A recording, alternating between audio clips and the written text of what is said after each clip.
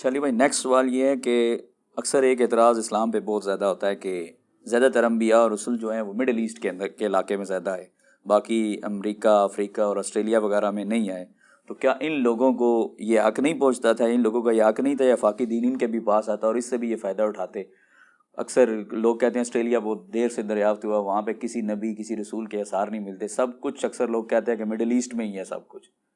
تو اللہ کو اس ایریے سے کیا کنسرن ہے؟ نہیں تو آسٹریلیا کو اتنی دور آپ پہنچ گئے، پہلے تو پاکستان کو ذکر کریں نا. پاکستان میں کوئی پیغمبر کے بارے میں آپ کو کچھ پتہ چلا؟ پاکستان کی قریب ترین تو ہے، قریب کی ذرا یار، آج بھی 4 گھنٹے کی کم از کم فلائٹ ہے، 4 مہینے کا پیدل سفر ہے، اس کو آپ قریب ترین کہہ رہے ہیں؟ ایون انڈیا میں کہتے ہیں کہ حضرت آدم تو انڈیا تک بھی آئے ہیں. بس وہ تو یہ کہتے ہیں نا جی، کہنا ہے نا. ہم تو قرآن کے اس آیت کے اوپر ایمان رکھتے ہیں، وَإِن مِّن أُمَّةٍ إِلَّا خَلَا فِيهَا نَذِيرٌ. کوئی امت ایسی نہیں گزری جس میں کوئی نہ کوئی ڈر سنانے والا نہ بھیجا گیا ہو. ٹھیک ہے، چونکہ ہمارے پاس ہسٹوریکل ڈیٹا اس طرح کا موجود ہی نہیں ہے. زیادہ سے زیادہ آپ کے پاس اگر کوئی صحیح اتھینٹک ہسٹری ہے تو پچھلے 5000 سال کی ہے، وہ بھی چیدہ ہے.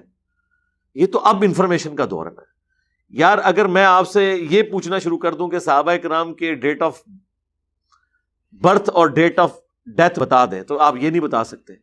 اس کو چھوڑ دیں، آپ کے پردادے نہیں اپنی پیدائش کی تاریخیں جو ہیں وہ اندازے سے لکھی ہوئی ہیں.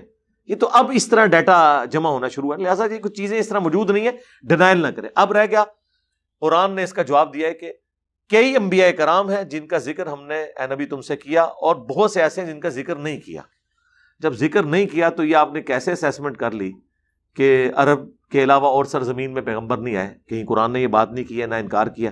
آپ یہ کہیں کہ قرآن میں صرف عرب کے انبیاء کا ذکر ہے. اس کی وجہ یہ ہے کہ نبی علیہ السلام کی بعثت خاصہ مشرکین عرب کی طرف تھی. کل کو آپ یہ بھی اعتراض کریں گے کہ عربی زبان میں قرآن کیوں نازل ہوا ہے، ایک ورژن انگلش میں آنا چاہیے تھا، ایک اردو میں آنا چاہیے. یہ تو 50 سوال میں بھی آپ کو لکھ کے دے دوں گا. اس لیے ہم کہتے ہیں ڈاکٹرن کو آپ سمجھیں. دین کی ڈاکٹرن یہ ہے کہ اللہ تعالیٰ نے اہل عرب کو دنیا کی امامت کا فیصلہ فرما لیا، جس طرح پہلے بنو اسرائیل کو کیا، پھر بنو اسماعیل کو. اس کے لیے نبی علیہ السلام کو چنا، ان کے جانثار ساتھیوں کو، اہل البیت کو چنا، ان کی زبان میں قرآن نازل کیا تاکہ وہ پوری دنیا تک اسلام کی دعوت پہنچائے. لہٰذا ان کے ساتھ پاکستان، آسٹریلیا یا امریکہ کی باتیں کرنے کا کوئی فائدہ ہی نہیں تھا. ان سے وہ چیزیں ڈسکس کرنی چاہیے تھی جو ان کے علاقوں سے ریلیٹڈ تھی، جو ان کی زبان میں بات کی جا رہی ہو، انہیں سمجھ آئے. اسی لیے آپ دیکھیں قرآن میں جو سائنٹیفک فیکٹس ہیں، جن کی ڈیٹیلز آج ہمیں سائنٹسٹ بتا رہے ہیں، لیکن قرآن کے اعتبار سے وہ پرفیکٹ ہیں اس حوالے سے کہ جو کامن آبزرویشن ہے نا، اس میں کافی ساری چیزیں اس زمانے کے لوگ بھی آبزرو کرتے تھے. افلا ينظرون الى الابل كيف خلقت، کیا تم نے اونٹ کی طرف نہیں دیکھا کہ ہم نے اسے کیسا تخلیق کیا ہے؟ یہ 4 ہی آبزرویشن تھی نا، وہ قرآن میں اللہ نے ذکر کر دی.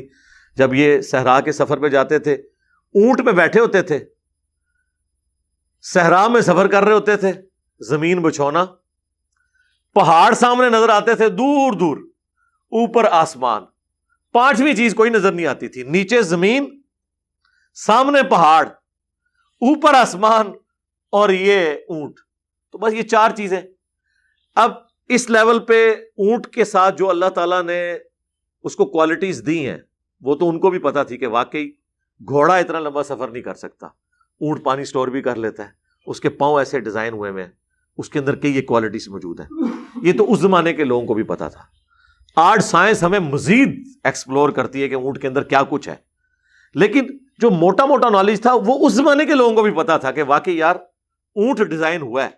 ان میں سے بھی کوئی ہاتھی لے کے ریگستان میں نہیں جاتا تھا، نہ کوئی گھوڑا لے کے جاتا تھا، اور اگر گھوڑے لے کے بھی جاتے تھے ساتھ اونٹ ہوتے تھے ان کے، کہ اگر کہیں ایسے علاقے میں جانا ہے جہاں آپ کو تیز سفر کی ضرورت ہے اور وہاں ریگستانی علاقہ نہیں ہے تو ساتھ گھوڑے بھی سفر کریں.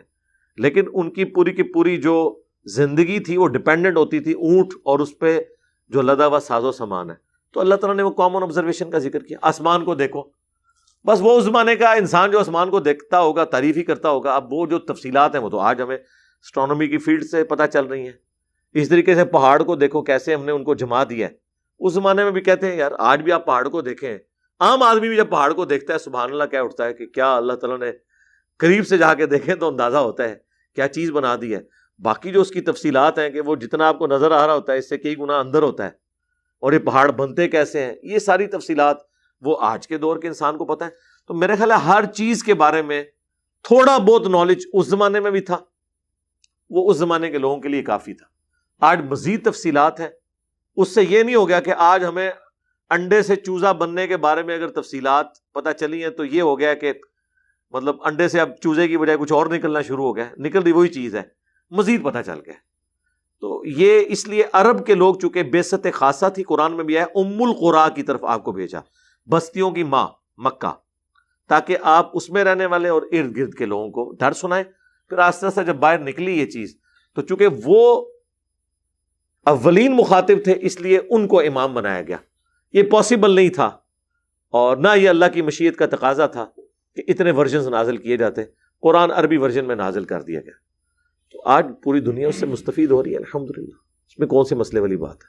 میں جب آواز دیتا ہوں وہ کہتے آ رہا ہوں میں جب آواز دیتا ہوں وہ کہتے آ رہا ہوں میں، یہی میرا تعارف ہے، گدائے مصطفیٰ ہوں میں.